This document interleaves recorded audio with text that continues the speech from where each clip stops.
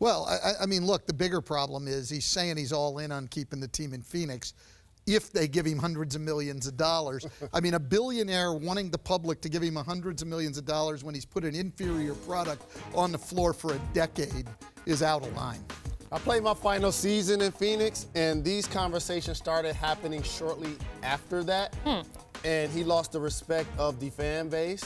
And therefore, you see the product on the floor continues to show how they've perennially been in the lottery, how they haven't been able to get the stadium built, as you just alluded to. And so that creates a different fracture that we've seen with a lot of owners and their fan bases. It's going to be interesting to see how this thing plays out as they continue to deplete their roster while the season progresses.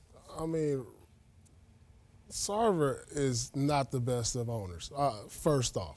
And I'm going to say that because I've been in meetings with him in the collective bargaining agreement, and, you know, he rubbed players the wrong way.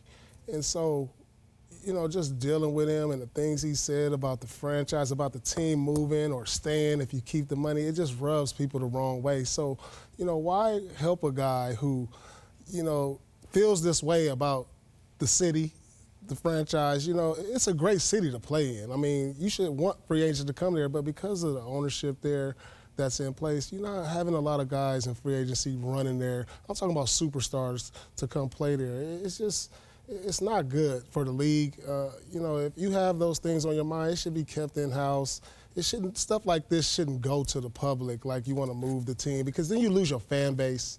Well, and you've got a lot of young players on that team, too, that I would imagine this is not a lovely way to go about business when you work. Not at all. It's a little bit distracting, and you know they've got enough problems right there right now. I mean, they can't win. Right. You know, they're not healthy. They've got a lot of things going on, and to have this going on around it is not helpful. And your best player, Booker, just re-signed to be there. Right.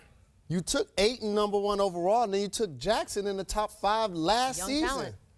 So You tight. to build around those guys. When he walks, it squeaks. You like Greta, that one. you're the best.